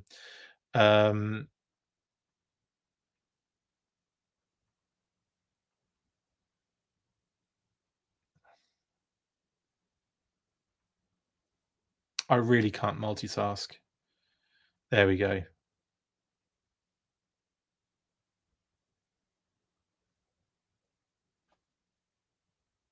She'll probably be like, yes, and I'm not telling you. Uh, anyway, yeah, the Raptor. I keep wanting to say Falcon like an idiot. I just think it's great. The articulation on these wings is nuts, and the things that are just crazy. Oh, Bree, thank you for the super chat. Really appreciate that. I'm less interested in the commander since we already have steel core figures. I wish the Twilight Guard was solo or a male and female 2-pack. That would have been quite cool, actually, Bray. That would have been really cool. Yeah, totally. I get what you're saying. I personally love a bit of steel core commanderage, so I'm in for it. But no, it's cool. I know we all have different wants and needs. I understand. Anyway, she didn't respond yet. She's going to be busy at this point anyway. But thank you for the super chat, Bry. Really appreciate it. Chuckles was on a Thursday. Yes, he was. Wasn't it a thing where it took a while for it to go online? I remember Mindbender took a while to actually appear online on Pulse, and that was a bit like that was a bit of an issue. And yeah, and it kind of with Chuckles, I feel like it was in the week after the show, right? And it was on that Thursday, I think. I think you're right. But we'll see. I would like the bird with open wings on the retro cards as well. That's a good idea. Yeah. X Factor says, I really don't have any interest in a Mauler as a future Haslab. That would probably be the first thing I pass on. I've always preferred the more dynamic vehicles. Well, the Mauler's pretty cool, but I get what you're saying. Whenever they make a female Crimson Guard, I'm sure that she'll get a Twilight Guard repaint. Oh, almost certainly. Ryan, yes. I can't get comfortable tonight. I don't know what's going on. And I've run out of water, and I'm going to be coughing now for the rest of the evening. But look at that. Look at that shot with the wingspan. Just absolutely brilliant. Who thought they'd ever see Raptor Once a Man Cobra Commander and Quarrel as classified figures in the same shot. Who ever thought? If anyone thought that and called it, I'm calling you a liar, because nobody would have pegged those three figures standing next to each other in a display case for classified. That's just insanity pants, isn't it? Anyway, crazy. The look at the detail though. I love the deco on the like the feathers on his like secondary. The fact there's two different deco hits on that. And then of course on the helm is gorgeous. And the little bit of kind of, you know, the eye, the blue eyes, and that kind of blue over the nose as well. Beautiful deco hits. That is actually gorgeous. That is actually gorgeous. I'm loving it. Absolutely loving it. That is a wicked head sculpt as well. Phenomenal stuff. And I really like those kind of interesting tattoos, like tribal tattoos he's got on him as well. So cool. So cool. Just absolutely on it with this one. Now, isn't it funny that they've given him the name Chip Raptor Talon? Considering Talon was the name of his previous bird. Talon was the name of his previous in the vintage era, and now the bird is called General Ledger as a shout out to his, you know, accounting, which is genius and hilarious as well. There is an Admiral Ledger in the GI Joe universe, isn't there? But General Ledger is quite funny because it's like, you know, just a general ledger that I put my accounting information in. I just think it's really funny. And it's also interesting that they gave his old bird name to him and called him Chip. I've got to say, Chip wouldn't be the first name I think of. If you said to me, what's Rattler's real name? First of all, I'd say it's unknown if you look at the file card. But secondly, I'd say if I had to guess, it's probably Clarence or let me think. A good accountant name.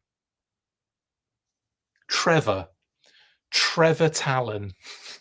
Talon's too cool, actually. It'd be. I'm sorry for all the Trevors out there. I don't mean that's is harsh, isn't it? But I do feel like Trevor's a good accounting name. And who knows? If you are a Trevor out there, you might be watching, going, "Hang on, I am an accountant." So yeah. And if you are called Trevor, by the way, in the show, that's awesome. By the way, I do like the word Trevor, the name Trevor. Sorry, not the word, the name. If you are called Trevor out there, let me know what you do for a living. That would be great. Thaddeus, actually, Joshua, is not a bad shout. Harold's a good one, actually. Edward, all the classic British kings, basically, right? All the classic English kings. Edward, Harold, yeah, Edward the Confessor, Harold Hardrada, Edmund, that's a good one. Edmund Blackadder. Yeah, I think one of those sort of names would be good. Terence, I know I did say Terence earlier, Toy. James, yeah, standard. What about Dick Jason or Tim, since he looks like Robin without the bird hat? That's true, Derek, he does actually. Patrick Raptor Bateman. Yeah, that's actually not a bad shout, considering the fact he does look a bit like a serial killer, doesn't he? Harvey. Okay, Detective Dirty. Yeah, you've called it. Christopher, how dare you? Says Paisano. No, actually, that would be funny. I've already got my name on something. I don't need it on anything else. But yes, sorry. Harvey's a great shout because of Harvey Birdman. In fact, I would have called him Harvey because that would be such a fun nod and homage to Harvey Birdman, especially considering the massive amounts of Hanna-Barbera usage that was in the listings. Yeah, with that connectivity there. Anyway, I love Harvey Birdman. I'm actually going to watch that when I finish this stream. I never finished the series where it was a bird girl, but it was so good and funny, and I need to watch all of that again. Anyway, anywho, next. Oh yeah, his crotch. I wanted to see like the details of the legs and everything, and like I love the boots and the little kind of claws on the feet as well. Like they've done really well to make that kind of look cool. And I'm into it a lot. So yeah, brilliant. And then of course you've got General Ledger, who I'm going to call Talon from now. No, it's General Ledger. It's fine. Talon can be on the next one. And yeah, there he is, kind of plugged in to his arm. I didn't actually see that's how he connected before. I just thought he was balanced for some stupid reason. So yeah, there's that hole in his forearm for him as well, which is cool. And then we have the box images, including the back of the box, which features him, a bunch of raptors or falcons. They are technically falcons, I guess, and trouble bubbles. And is there something else in the background that I can't quite zoom in on there? Oh, damn it. Have I missed something? Because it would have been nice to zoom in on it just to get a real clear idea as to what we're dealing with. No, it's just bits of rock or debris falling. Okay, cool. Yeah, looking around, it doesn't. It just has the two trouble bubbles with televipers, and it has obviously Raptor with his with three beautiful falcons around him. And the call out on the back of the box, we have obviously the helm, his bird helm. We have one of the fans on his amazing wings, and we've got another call out on the wing that says CM2, which is Christopher McLeod squared. If you didn't know, yeah, brilliant.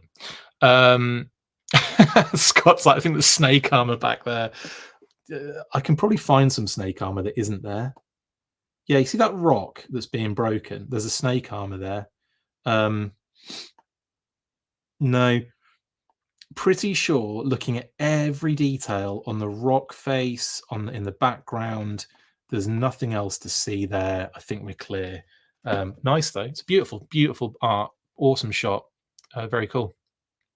Love it. Love it. Then of course, some of the most beautiful images ever made. This one with the coverage, like the shields, just phenomenal. Just like something out of a animation or like a film or something. It's just spot on. And the fact you can do, I think that's how I'm going to be displaying my Raptor when I get him. And that one on the other side as well, as he's kind of launched off and he's just, flying through the air. That's so cool. This thing is dope, isn't it? Like, come on. I want that wingsuit with the vents in it. I want to see that happen in real life. So cool. I will admit, actually, my only regret here on this particular figure, I think the only thing they didn't quite get right was maybe throw in another bird, but with open wings. I think if you have two birds, and one stone, you can kill them both. No, you can have you've got more kind of like options there. The fact you just got the one bird who's like not in flight, I don't know. It seems to me like there might be like a retro on the cards just based on the fact that we want more birds. So that's the only thing really. But obviously a lot of money or a lot of the cost went into that backpack, and it's freaking A-league. Look at this. I love these shots as well. Just kind of like hanging, just like standing up there with them folded down. They look cool.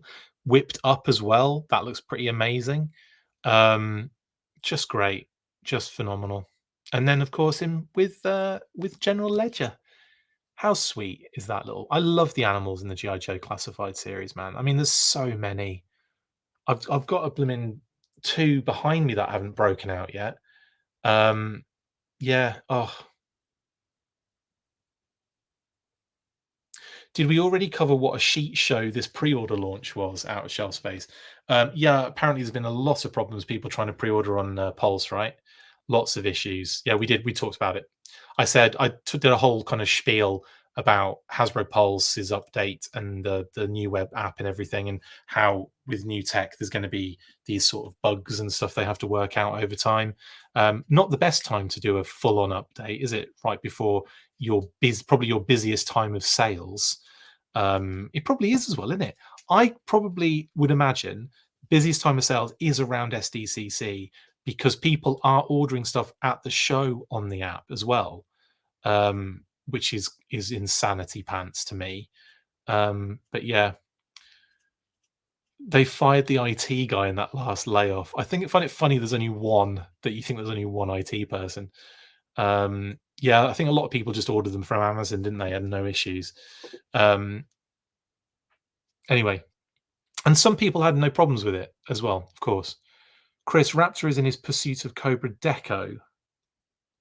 How do you mean? Or are you saying, yeah, so no, I see what you're saying. This is, yeah, as in like Pursuit of Cobra Zartan, right? Because there wasn't a Pursuit of Cobra Raptor. There was a FSS Raptor, but there wasn't a, yeah, it was Zartan, wasn't it? So I think there might be, yeah, be some, well, obviously the bird is 100% on, you know, in the style of that, that Zartan figure that then obviously was reutilized for Raptor after the fact. I'm just looking at, I just want to have a quick butcher's at what he looks like. Yeah, because he doesn't have any kind of like tattoos or anything on him. But he definitely has that like nice bluey grey color over the eyes, which he has on the helm of the bird, but not on his actual eyes. So yeah, I mean, it's effectively, it's still the deco of it's still the deco of Raptor, isn't it? Anyway, look at that. That's another beauty. I love that shot as well. Just phenomenal. This one, yeah, I just, yeah, I've got to give it time because this is just so dynamic. He's just landed superhero style. The wings are up, sort of like in that position, like very intimidating, dangerous, sharp. He's got the claws out.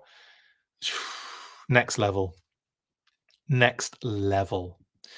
Then, of course, Lenny posted these little kind of bits of work on Raptor on his Instagram page, so you can go and check out check that out now. How far in are we? Oh god, we've got loads to go. So, but yeah, this is Lenny just basically saying thank you for all the support on the classified line, and yeah, he wanted to show off some stuff on Insta, so he showed a couple of turns for the head sculpt on Raptor and the backpack as well, and the wings. And yeah, just saying it was a lot of fun to dive into. So that's really cool. Thank you, Lenny. Now, Road Pig is next up, and my bloody goodness, what an absolute unit he is. And he's got some very cool tattoos as well, very detailed, intricate. He's got the Anarchy tattoo. Good. That's good. Now at least two of them have it. They probably gave that Anarchy tattoo to Norgahide because they had the Tampo machine on. It's like, oh, we could just do, let's just do the same one. It's close enough. I still kind of wish we got the G.I. Joe crossed out on Norgahide, though. That'd have been cool. Oh, also, update on my my surgery. Still no pain and healing up nicely, look. Yeah? Is that gross enough for you guys? No one asked for that, McLeod. Anyway, Road Pig, phenomenal. The pads secondary, it looks so chonky, and it's got like the padding underneath it, you know, the kind of like the cushioning padding underneath it, and then the harder plastic exterior. Just really awesome. And then he's kind of like the little stars on there too, as if he stole it off a Dallas Cowboy. Lenny really might have dreadnoughts tattooed on his abdomen. Yes, Paisano. We'll have to ask him for pictures. I'm not reading that out because I don't want to ruin it for everyone else, Ryan. I think this again is next level. I think the shape, I mean, like I did tell you, is a wider figure, probably about the height of Roadblock, but massively wide, different body, completely new. And everyone was saying he's going to reuse this, he's going to reuse that. And I'm like, no, it's not. It's a new, but trust me, it's a new body, completely unique. Nobody believed me. And what do we get? Completely unique body. You have to trust the process, guys, right? You have to trust me sometimes. Sometimes you have to, sometimes you don't. I did say that Raptor was going to be SDCC, and lo and behold, technically, he was. He just wasn't the exclusive. Technically, this is also SDCC, and some other things are as well. Yeah, so anyway, beautiful figure. And I've just clocked that his two head sculpts are effectively Donald and Road Pig, the whole split personality kind of vibe from the comic. Anyway, Brilliant there, holding his cement block. Now, I love the fact there's a lot of detail, more deco as well than you would expect or care for. They've thrown a bit of blue in there for the lads, bit of blue for the lads, and given him kind of like black chaps, basically. So you've got that kind of color break, and of course a leather cod piece. And yes, we are focusing on the groins quite a lot. Wreck-It Ralph, indeed, out of shelf space, big time.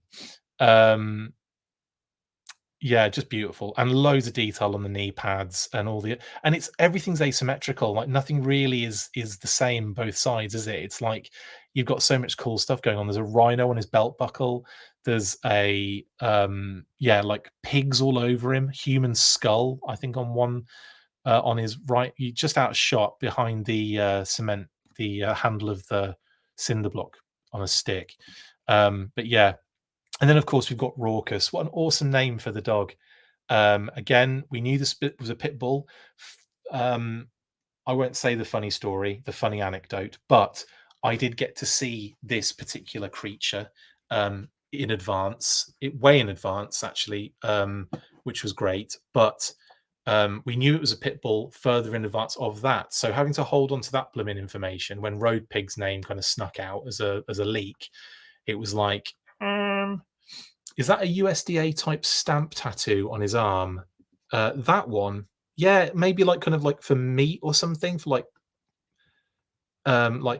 yeah, pork or something like that, or bacon. Yeah, it could be. Anyway, yeah, coming back to the pit bull. So yeah, we knew this was coming. I'd seen it, saw the figure and everything, and thought it was amazing.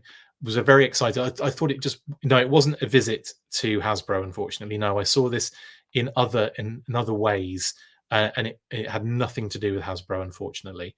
It never does, because they're very guarded, the Hasbro team. And the if ever I've been there a few times, and I was there recently. I went to kind of basically do a little what I got to hang out with them for a little bit, is all I'll say on that one. And I got to hang out with Emily and Tony, and we went for a little tour, walked around and everything. But I couldn't actually go behind where all the cool stuff was being done. I was just kept very clearly in the "this is for visitors" section. But I did get to go in the shop. I did get to look in the they call it the high street, right? Or the main street. Because it's like a T section. As you come in, you go in like through the big glass doors, and you go down like a hallway with like museum things and big detolfs with loads of like stuff in it. It's really cool, like loads of old figures and everything. And then you get at the end of that kind of point. There's like an alleyway going, big alleyways, big open spaces, like in a big kind of old factory as well, kind of repurposed factory. And yeah, it just kind of cuts across, and it's called Main Street, and it has loads of like statues in there and stuff like that. Like statues is a funny word. They're kind of like big display pieces for each of their brands, kind of lining the main street, and they have lots of different sections and stuff. But then beyond that is where all the the toys get made, and the offices are, and marketing and design and all that kind of stuff are behind there. But I did get to go in the shop and the cafe, and I did come out with a soda and chips. So who's the real winner? Definitely them. It's free though. You could take what you wanted. So I took a bag of chips and a soda, and I took a bunch of other things, but I don't want them to know. Just kidding. Thank you, Zartan. Thank you, Zartan, for the super chat. Now I'm getting Road Pig. You Joes are done for. It's game over. Exactly. The Dreadnoks are building their forces. And thank you, Zartan, once again for the super chat. I always love your super chats. You're very welcome in the comments, always. When is Xandar going on? Xandar was a digital render reveal. He will be for later in the year for pre-order. But yeah, he looks amazing. He's like in the first wave of 4 figures at the start of 2025. So the pre-order will probably be going up, probably PulseCon, and then we'll get it in hand in 2025. What's the call out on his shield mean, Chris? Well, yeah, let's get to that actually. So again, good boy and bad boy face. He looks great. I mean, Raucus looks awesome. I really am pleased with this. Look at this shot though, where he's got sort of like a pig's face helmet. Yeah, that's hardcore. And yeah, I don't really know what the call out is other than it's just pigs in it. But then what I will say though is I mentioned on the show last night that he doesn't come with the crossbow. Clearly he does. It just didn't look very clear on the images I was looking at. But no, it's 100% he gets the crossbow. And you know how the original figure had a small shield on his wrist? This one's got a bloody great big one. So that's the kind of, I think that's the homage for the shield, really. I didn't really think about it at the time because I'm an idiot. You probably even said it in the comments, but I didn't even, think about it. But yeah, this is a proper a barbarian outfit, says Joshua. Genius. Yeah, like lots of pig stuff going on here, isn't there? Like obviously because he's a road pig, but like another huge, dangerous, horrible feeling mallet of a friggin' weapon shaped like a pig's head, which I mean the damage that's going to do is pretty gnarly, isn't it? A riot shield to protect himself, and of course like a battle mask made of a bloody pig's face. Unreal. Unreal. Yeah, can we all get excited for Sonic Fighters Road Pig with a tan? I am. That's got to happen at some point, right? Anyway, it's just great. I love this. It's almost like you got like a tripwire vibe going on here, and you might be going, what? As in multiple looks for the same figure in one set, which is really cool. And I know that kind of happens quite often for a number of the figures we have, like especially the 60th. My goodness, we'll get to that in a second actually. But look at that. Look at that head mask, man. That's nuts. Absolutely nuts. It's why I love the classified team and what Lenny does and the team do. Now, we have got Road Pig and Raucus standing outside of the garage that I'm assuming the Dreadnoks have been inside taking pictures and playing instruments and stuff. Because it's the same sort of it's the same setting, isn't it? Just outside. There's a little teddy bear there as well, which is an homage. I can't for the life of me think, is it something from the comic? Is the teddy bear from the comic, guys? I'm pretty sure it is. I vaguely recall that. Somebody will let me know in the comments. And then obviously the grape soda on the floor. That's always in there, really, isn't it? Most of the time. Anything else? Is that like a little toolbox? I should just be looking at these images close up, shouldn't I? Really. But I'm not doing that. Sorry, there's so many images to get through. I kind of want to do them all justice and really give them like a good amount of time. Oh, it's a battery. It's a car battery, isn't it? Yeah. Oh, right. I'll tell you what it is. It's got Zorana on it. It's a present for Zorana, because he fancies Zorana. He loves Zorana, doesn't he? So it's a present for Zorana. It's a cuddly teddy bear with a card on the teddy bear. There's a card on it, like an envelope with Zorana written on it. If you zoom in on that, and it says "Good luck" on the shield, which is brilliant. Anyway, that is exactly the homage that I was about to say should be. I said there should be something on there relating to Zorana, shouldn't there, really? And there is. So that's brilliant. Thresher. Anyway, that is brilliant. I can't believe that. I'm gonna have to zoom in on that and do like another post and say, look, hey guys, I don't think I've seen anyone talk about that. I could be wrong. Yes, his split personality in the comic Steps toys was what I mentioned a second ago when I talked about the two different head sculpts he's got. I said one is Donald and one is Road Pig. I think I'm going to have to make a diorama gas station for the Dreadnoks now. Yes, Bad Wolf Media. Yes. Can't wait for a size comparison. He's supposed to be huge. Have you not like I mean, there are pictures of the figure in the the display cabinet. If you look through enough of them, you might find some where he's standing next to the other figures. But yeah, we definitely need some comparison on him. I only wish the cinder block hammer had a longer shaft.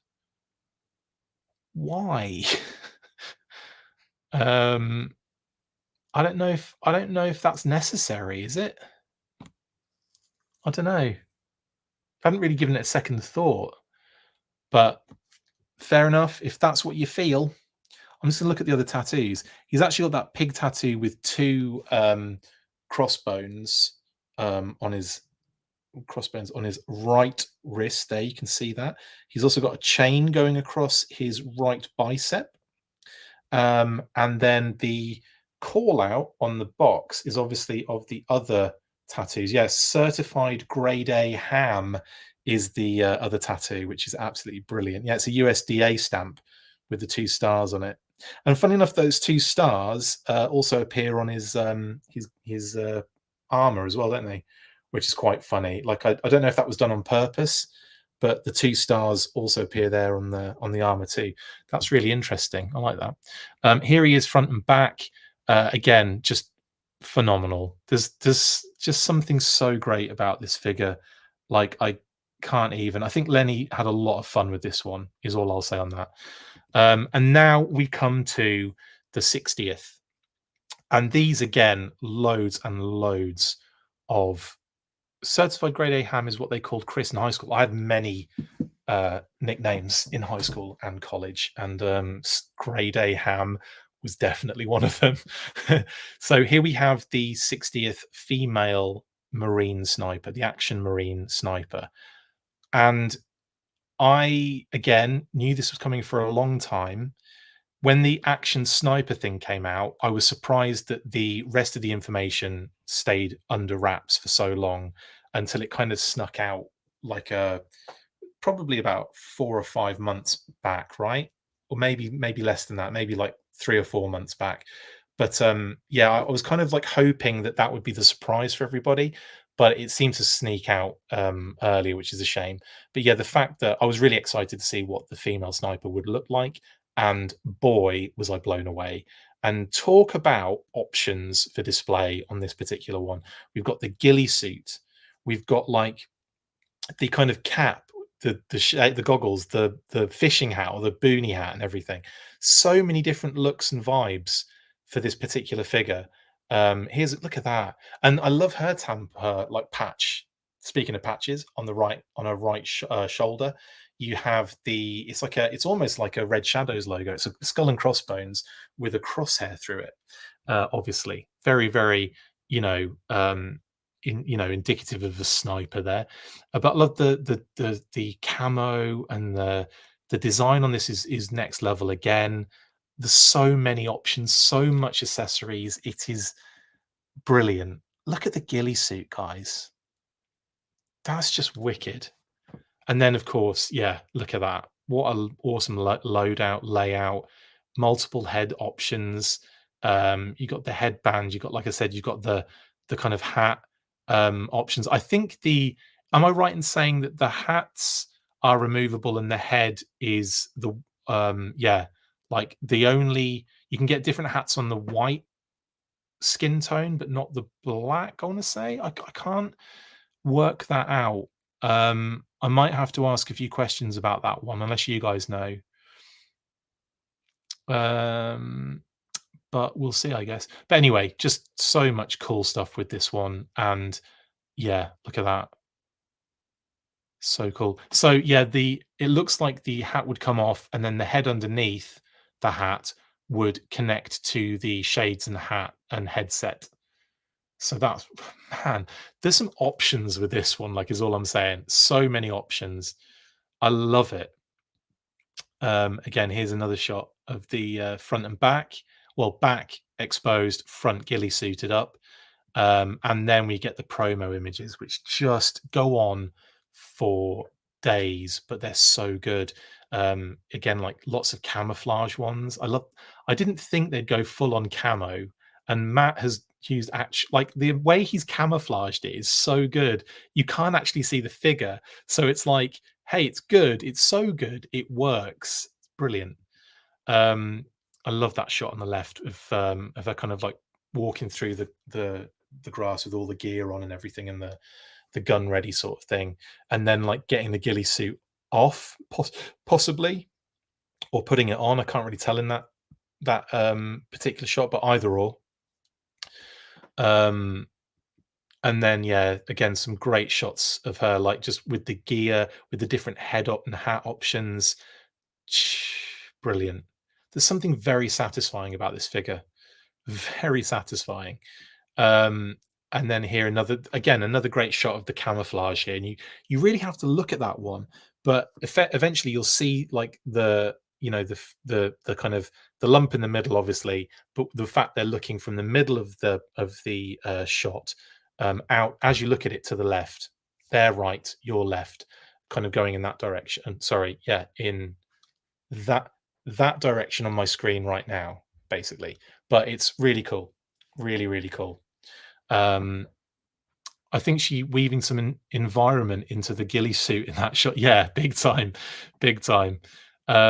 I wonder if Matt just got a ton of different ghillie suits and stuff. It's just so good. He's done so well to get these shots. They're perfect, aren't they?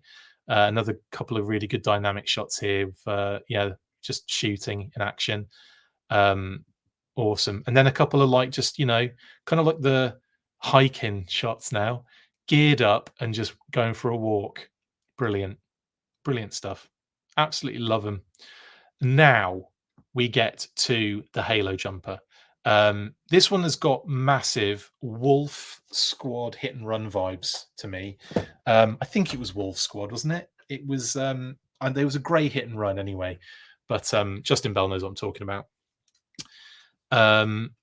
Yeah, so this one is another beauty, and the gear that he comes with, the parachute finally. The actual figure looks phenomenal. It's a lot of airborne reuse, I think, isn't it, in terms of the body and the secondary and everything. But that's totally fine because the deco is next level. Different head sculpt on it, of course. You've got the pilot helmet, you've got the parachute from Ripcord, or the parachute the parachute backpack, and then obviously the first figure with a parachute. It is very hit and run, isn't it, Benedict? I think so as well. Paisano says with functional parachute confirmed. Well, it's not. They did say they didn't recommend throwing this off a roof. They've said that.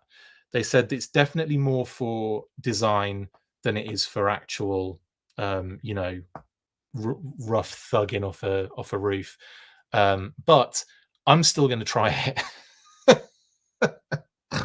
They're durable. If you throw it on grass, you'll be fine. Do it out the bedroom window or something. Everything's cool. I'm definitely trying it. I'll buy a couple of these just in case. Functional but not survivable, says Steps Toys. That's probably a good shout on it, definitely.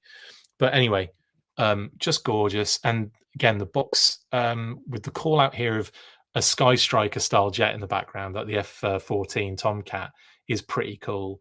I did immediately say to the guys as a joke, "Oh, classified Sky Striker for the next year, then definitely." It's not off. I don't think it's off the table. I really don't. I think it would be a bit stupid. Sorry, I think it'd be stupidly large. But we're going to see how the Rattler does, I think, and go from there. But I don't know. I think a Sky Striker is still a possibility, even if it's in like a bunch of years' time, maybe after the classified line has maybe petered out a bit. If that happens, I mean, I'm just saying, nothing lasts forever. Maybe when it comes to its natural conclusion, maybe a couple of years later, they pull like a Sky Striker Haslab out of the bag to reignite it or something. Just as like a, hey, we're doing this and it's been a long time and what have you. Who knows? Like I said, I'm not saying it's going to end. I'm sure it's going to go on forever. But no, things happen, don't they? I mean, like these things, nothing lasts forever, is what I'll say. Which is sad to say, and I'll stop saying it because I still think there's plenty of years left in the classified series. Yeah, so I'm going to be doing this till I'm in my 90s. I'm going to be doing the classified series like podcast all the way through till I'm about 110. I don't think I'm going to make it that long, honestly. But I'm still going to do this podcast as long as I can. As long as I can function as a human being, I'm going to do it. Anyway, I say we're halfway through classified, says JI. Yeah, that I would probably agree with you. Maybe I actually no, not halfway. I think we are a fraction of the way in, actually, and you've not taken into account multiple sort of reissue sort of improvements to technology, to figure construction, to all that kind of stuff. Where it's like, well, now we need another Duke, Scarlet, Snake Eyes, Destro, Cobra Commander, yada yada yada. I don't know. I think we're going to go. I think we're going to go forever, is what my guess. Yeah, forever, forevsies. Okay, cool. We'll leave it there. But anyway, Sky Striker called out, confirmed next year's HasLab jokes. Massive loadout, backpack, parachute, the different helmet options, different goggles, of course, for putting over the helmet and underneath the helmet. You've got the oxygen mask, you've got and hose and box. You've got is that the silencer, dagger, silencer, knife, pistol, and then 3 weapons as well, 3 machine guns. Mental. Front and back shots. Definitely got that hit and run vibe, hasn't it? Definitely got that Wolf Squad hit and run vibe for me. Love these pictures. My goodness. I kind of did these in what I thought was a solid narrative like order. So, parachuting in, free falling, and then obviously pulling the parachute and everything, and then coming into land, landing, packing his pack up, and then obviously standing up ready to go, sort of thing. That was my idea. No dog tags. That's a good point, Rachel. Is that the case, or maybe they didn't just put them in the call out? Maybe they're in there somewhere, but no, maybe no dog tags for these ones. I just want to quickly check the female sniper. I don't know, maybe not. Maybe we don't have dog tags for these ones. Don't know why. I might ask that question though. And then, of course, we have this shot of him with his goggles on, just doing some stuff without his parachute. There he is caught up with his parachute, kind of hanging off the side of a cliff, sort of like in Jurassic Park 3, if you know, you know. But yeah, there's probably a load of other things you could probably put in there as examples of that. And then, of course, we have the night shots. So running through the darkness, getting shot at there. That's another great shot on the left-hand side there. Team up there, obviously forcing you to buy more than one. And then a couple more shots of him just kind of like chilling out there in the dark. Anyway, there we go. We've made it to the end. I've got some updated graphics for you. Have I not put the updated graphics on this one? Are you kidding me? I could have sworn I put the updated graphics on this one. Okay. That's annoying. Okay, I'm going back. I'm trying something while we're off camera here, because that's really pissed me off, that has. I definitely updated the graphics and definitely put them in. So why is it not showing the updated graphics? That's annoying. It's because I clearly didn't update the graphics part. Oh, what an idiot. No, I didn't. I put the wrong thing over that. Oh well. I've done a thing anyway. So now I'm going to remove. Oh, hi. Come back to here. It's not important. I'm just upset that I didn't I'm going to try something while I'm on here at the moment.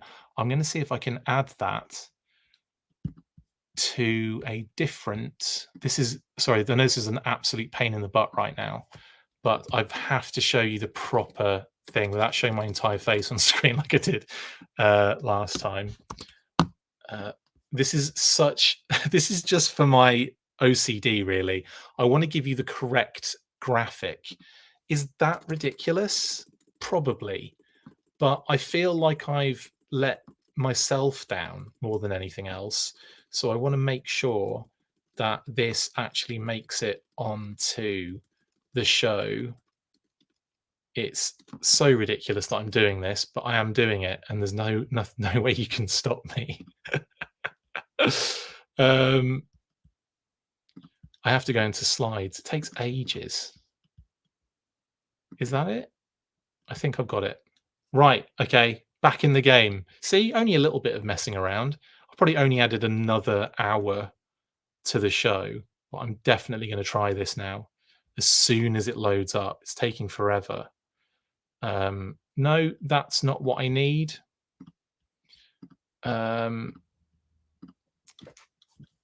That's I need day 2 recap 2, don't I?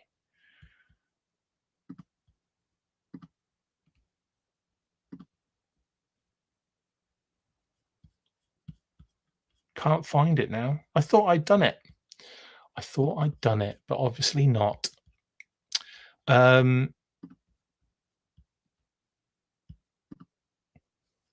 Maybe if I sorry about this at the moment. It's just really annoying me that this has happened. And for some reason, it's not showing the new. How do I get that to refresh?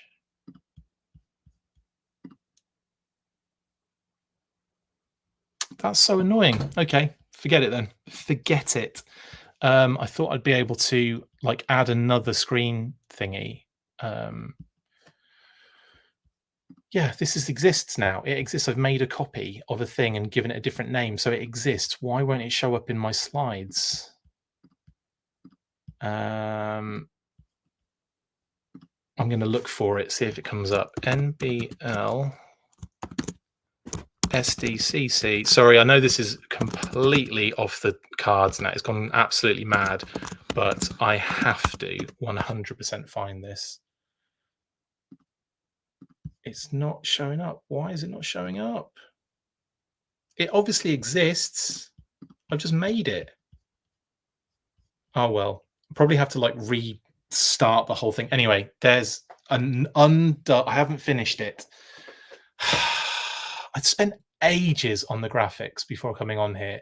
I'm so mad that when I finished this particular graphic, I didn't change it on the screen. And it's driven me absolutely. I can't tell you how angry I am right now at myself. So angry. So angry. Effectively, all that should be in bloody green now, apart from Nemesis Immortal and Starduster. So angry. I'm not posting it anywhere. You'll see it tomorrow. God, that's pissed me off. Anyway, everything's green. Imagine everything green apart from the two things that are Nemesis Immortal and Starduster. Anyway, 2025, though, we did update this the other day, and this hasn't changed since yesterday because there haven't been any more name-only reveals. But as I said yesterday, we could unlock a few thanks to the name-only reveals of Heavy Duty. He will be Daria Deluxe. He'll be a deluxe figure, and he comes with a machine gun, obviously his giant desk. Salvador Pet is Law and Order. It's the only pet one that we have a listing for, but it is also, we knew that it was Law and Order before they made the name-only reveal. And of course, the Cobra Trooper with Claw we've known about for a little while now as Mancow, and is a Pulse exclusive. And of course, the Haslab Rattler is Dinosaur Neil. It's amazing, isn't it? And that's obviously Pulse 2. And then, of course, we got the first 3 retro figures name only dropped, which were the Cobra Viper, Pinky, Dr. Mindbender, Brain, bit on the nose, that one, and Rock and Roll Elmira. I imagine, well, we've seen, obviously, the Viper's kind of parts leak. We've seen the Viper secondary goggles and belt all kind of leak out of Weibo. And yeah, so the Cobra Viper is almost certainly pretty much that is what we're going to see, a retro Viper with a different look. Dr. Mindbender, I imagine it will be fairly like the Dr. Mindbender we have, but they might do some different bits and pieces. On him, I don't really know, honestly, on that one. I imagine he'll come with the stuff that we expect him to come with, like that his original did, with the kind of like cattle prod thing on a hose with the little thing that plugs into his back, his belt. That I imagine he'd come with that, but then yeah, we'll have to see, won't we? But I think Dr. Mindbender's one. I think a lot of people are kind of wanting because they didn't get the original, the first classified version. But anywho, rock and roll, I'm 100% expecting full on retro vibes in the same way that they did Stalker. I expect like a version one homage of rock and roll, with maybe some, I don't know, maybe just reuse of parts, but like effectively the kind of very plain body with the gun cross belts going across his chest and everything. So yeah, pretty much just a repaint to some degree, maybe of the first version. I don't know. We'll see. We'll have to see, won't we? But I'm expecting full on retro vibes with rock and roll, and that's pretty much where we are at the moment. But we have unlocked a few thanks to that name only reveal kind of section, and hopefully we'll unlock a few more in the future as well, with that in mind. Now, I updated these graphics and switched them out, thankfully. Nice one, McLeod. Yes, I added, of course, heavy duty, rock and roll, retro rock and roll, and Law and Order to the Joes, and Mindbender and Vipers to the Cobra side. So we have got some name only reveal update graphics that I actually changed out, that I didn't change the first one. Anyway, I'll get over it. 2 hours. I should be going to bed now. And then, of course, digital renders as well. Dial Tone, Leatherneck, Saw Viper, Claw with Trooper, and Xandar have been updated, as you can see. So we've got the digital renders growing again. And then I would imagine between now and, what have we got? PulseCon's next, right? June, July, August, September, October. I mean, there's a long time between. Well, no, it's not. It's like the end of September, beginning of October, isn't it? PulseCon. So it's not that far away. So by the time we get to the end of July, we're going to be in August anyway. So it's not going to be too long to wait. I imagine there might be something that pops up in that time period. Maybe they'll have like a one-off sort of like little, one thing that goes up for order. Maybe Nemesis Mortal or something like that. Maybe they save, because then obviously it'll be Starduster for PulseCon. But then, as well as Starduster, I'm sure we'll have pre-orders for the next retail wave of 4, which will be Dial Tone, Leatherneck, Saw Viper, and Xandar. The Claw with Troop will probably go up at that time as well on PulseCon. What else are we going to expect?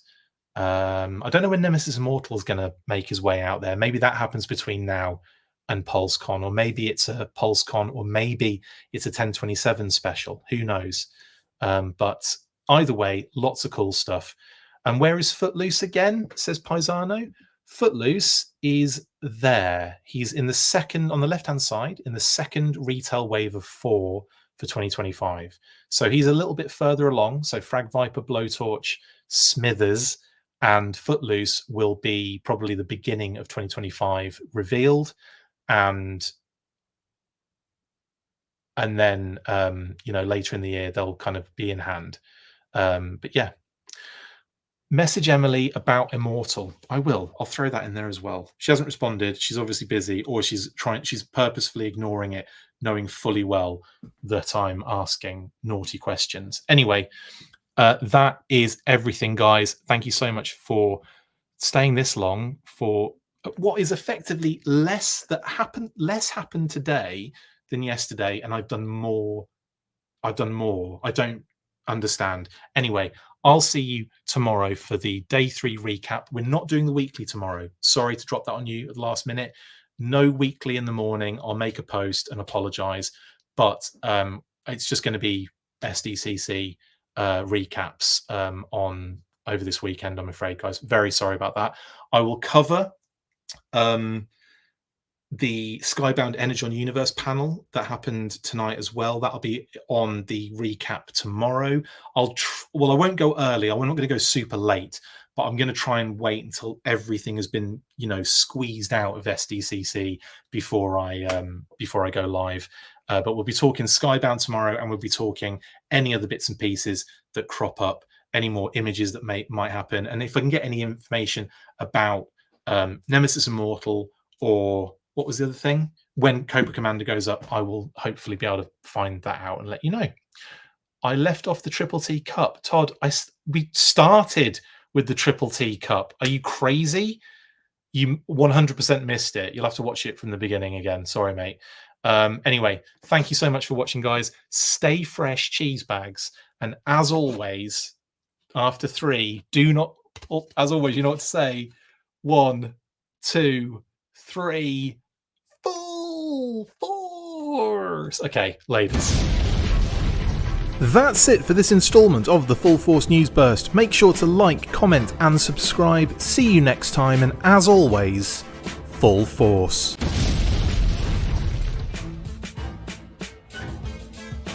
Make sure you get involved with the discussion by liking, sharing and commenting on these videos, and as always you can keep up with the show after listening by following on X, formerly Twitter, @The Full Force, liking the Facebook page, facebook.com/The Full Force. We've also added a brand new Instagram, so check us out there as well, @The Full Force Podcast, and if you would like to contact the show you can message us on any of those platforms with feedback and questions. We also have a Patreon page, so if you want to show your support for the show, see your name up in lights on these videos, or enjoy exclusive bonus content, then check out patreon.com/The Full Force Podcast, or click on the link on any of the posts this podcast appears in. Full Force.